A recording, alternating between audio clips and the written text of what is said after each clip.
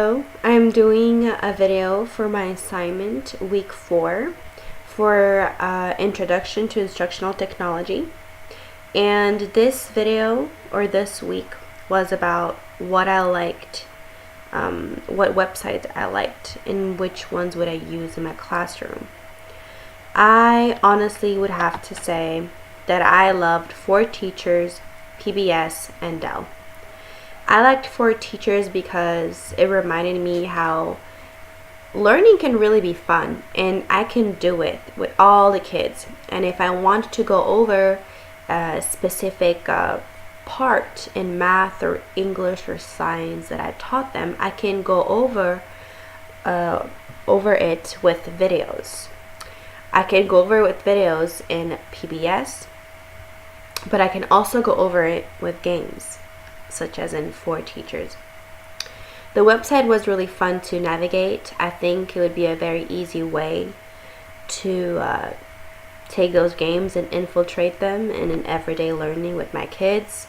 I can inspire them and make them feel like teaching and learning does not have to be by the book, from a book and just reading. It can be in forms of games, in forms of videos, instructional videos like in PBS, or even with articles like in the Dell website.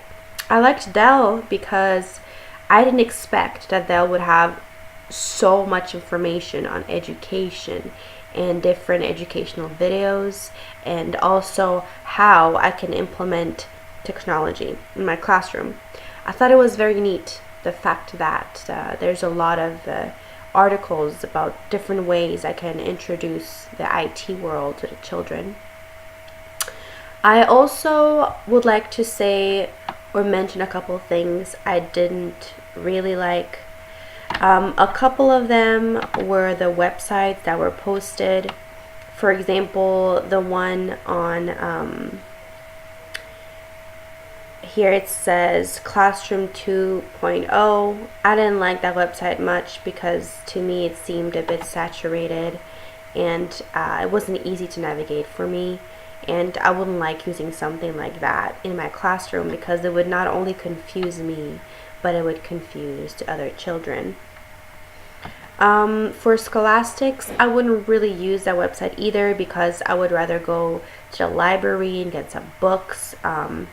I would rather go ahead and have the children engage in reading, but not through a computer, through the actual book.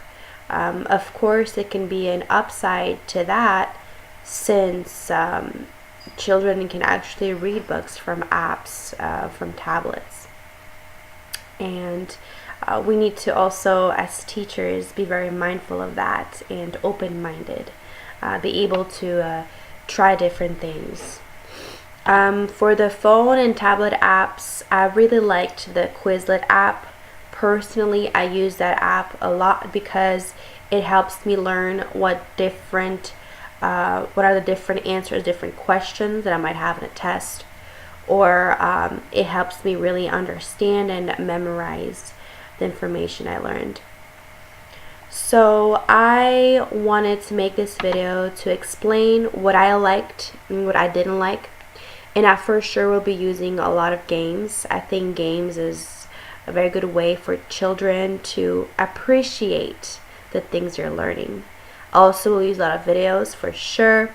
I think the videos will save time not only for me, but for the students. And it will help them understand that they don't have to open a book necessarily. They can watch instructional videos. And maybe they learn better as well because they're very visual.